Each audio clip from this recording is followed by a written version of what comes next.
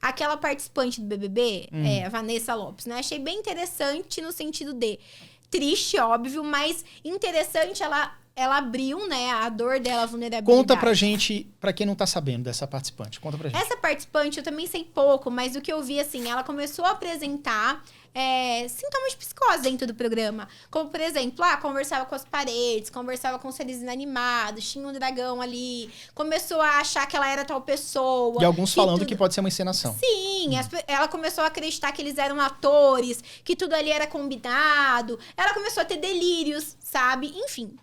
Não sei a fundo o quadro dela, não tô aqui pra diagnosticar, nem posso, porque não é meu paciente. Mas, de maneira geral, foi o que foi passado pra gente. Uma entrevista que eu vi com um psiquiatra dela, né? Ela foi diagnosticada com um quadro psicótico agudo, que pode ter sido gerado, porque provavelmente ela poderia ter um transtorno da psiquiatria anteriormente, e aí ela tinha uma probabilidade maior de desenvolver outros quadros, pode ser, é uma hipótese.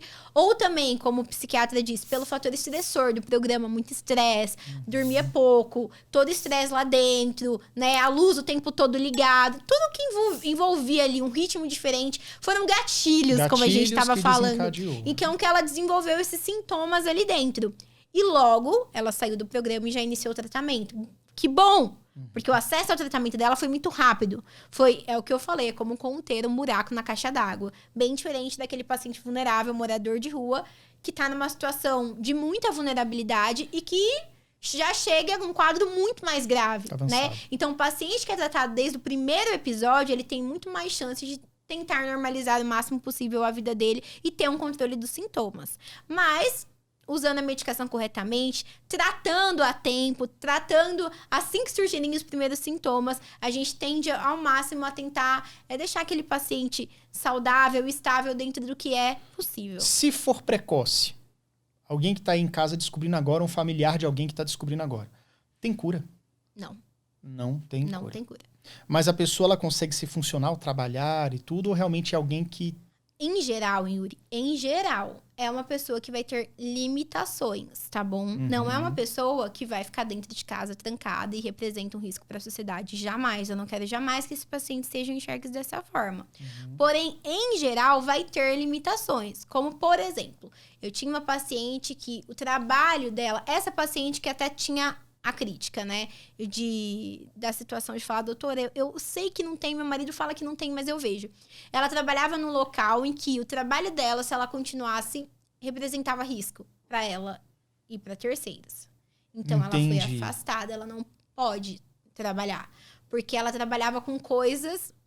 para não especificar paciente, que poderia ser risco para ela ou para as pessoas, entendeu? De manejo, de situações, não dava. Então, assim, em geral, esse paciente, ele vai tender a ser afastado das atividades laborais trabalho, mas sempre vai ser estimulado a tentar ter uma vida saudável. Como eu falo para essa paciente, vai fazer uma caminhada com o seu esposo, tenta fazer uma atividade física, procura um hobby, né? Ela começou a trabalhar como no lar, em casa, fazendo marmitinhas, cuidando das coisas que ela gosta, cuidando de bichinhos de rua. Então, ela se descobriu dentro de outras coisas que não a profissão. Porque a nossa profissão, Yuri, de qualquer pessoa, até brinco, é ingrata. Como assim? O dia que eu resolver que eu não quero ser mais médica, no outro dia, alguém me substitui e pega os pacientes. O dia que você falar, eu não vou fazer esse podcast, alguém vem aqui e grava. Só que na nossa vida pessoal, a gente é insubstituível.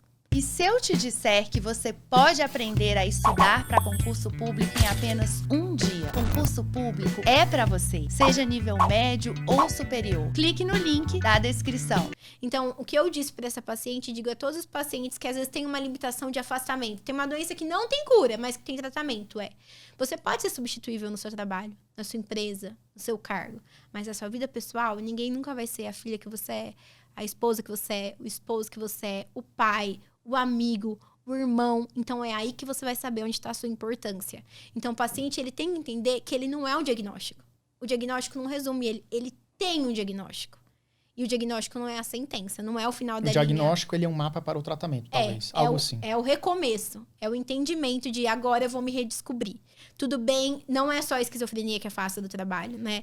Alguns outros transtornos a gente afasta o paciente. E o paciente fala, Manu, mas e agora? E agora tá tudo bem? Agora a gente se redescobre. O importante é cuidar de você para que você esteja bem. A prioridade é você. Olha, a gente estava conversando sobre a questão da esquizofrenia, que é um assunto que me fascina, digamos assim, porque eu acho que ele tem uma dificuldade e um mistério que, para mim, leigo, faz muito sentido assim, entender um pouco mais sobre essa patologia. Você estava contando algumas histórias que você viveu, que você presenciou. Tem alguma assim marcante que você queira comentar também? Tem várias, né? Esse universo da psiquiatria é muito vasto. Eu sempre sou surpreendida. Eu brinco que a gente nunca sabe o que vai ouvir. Mas o que me chama a atenção dentro da psiquiatria é o profissional saber ter sensibilidade e empatia. Em todas as áreas, em todas as profissões. Porém, na psiquiatria mais, porque você está lidando com a vulnerabilidade que, em geral, as pessoas não mostram para ninguém. Não querem nem mostrar para o profissional. Então, assim, dessas histórias, das muitas que eu me lembro, né? Teve uma que eu postei até essa semana retrasada, que uma paciente, ela dizia que ela tinha um chip, que tinham colocado um chip para rastrear ela. E o que eu vou falar agora, Yuri, assim, na verdade, isso não a gente não aprende na faculdade, não aprende na pós-graduação ou na residência médica. Isso não é um consenso, cada médico com a sua conduta. É claro que quando um paciente precisa, seja esquizofrenia ou qualquer diagnóstico, eu passo tudo que for preciso da parte médica. Ressalto aqui a importância disso, da medicação, da adesão ao tratamento. Mas tem coisas que a medicina não ensina nos livros, que você aprende no dia a dia. E uma dessas coisas é a sensibilidade. Eu sempre notei que esses pacientes, né, que têm essa quebra de realidade, eles tinham um sofrimento ainda maior, porque, como eu disse, dentro da cabeça deles, aquilo é real. Então, você pode falar 10 vezes para esse paciente, não tem alguém aqui, ele vai falar, eu estou vendo.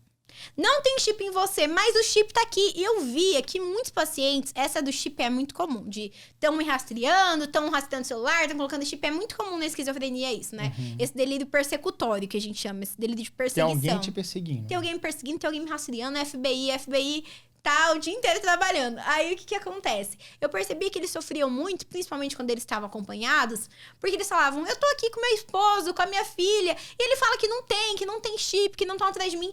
E eu via o quanto era sofrido pra eles, pra esses pacientes, eles ouvirem, não tem, por mais que você repetisse. Da parte médica, da assistência medicamentosa, a gente já tava fazendo o que era possível, ajuste de dose, medicamento. Só que eu entendi um ponto, a empatia. Aí, um dia, uma paciente chorava muito na minha frente, falando assim, doutor, esse chip, eu lembro até que ela mostrava o celular, ela falava assim, aqui, eles estão escutando, tem escuta, não sei o quê, mas o chip tá me incomodando, e ela chegou a pegar uma faca pra tentar tirar o chip, e esse foi o ponto, né, grave. Nossa. Porque ela tinha que tirar, e ela chorando e o marido falando, não tem. Aí eu parei e fui pra parte não médica. Fiz uma coisa da Manu, assim, eu peguei e falei, olha, fecha os olhos, que eu vou tirar o chip pra você, é bem rápido. E aí ela fechou, e eu peguei e fui lá, bem rapidamente, ela respira fundo. E aí, tipo, dei um pique, assim, encostei nela, falei, tirei. Aí ela, que alívio, tirou o chip. Eu falei, olha, seu marido assistiu, Caramba. Então agora ele sabe tirar o chip também. Toda vez que precisar, você vai pedir pra ele ou pra mim. E isso eu vi que foi uma atitude humana. Não é a medicina dos livros, é uma atitude da empatia, que vai além dos livros, né? Porque ali, o marido dela até brincou, doutora, me salvou. Por quê? Quando ela achava que tinha o chip, ele falava, eu sei tirar, a doutora me ensinou. E aí ela falava assim, ufa, tiraram. E falando então, com segurança pra ela. Evitou até da paciente tentar fazer algo que colocava ele em risco, né? Porque ela chegou a pegar uma faca.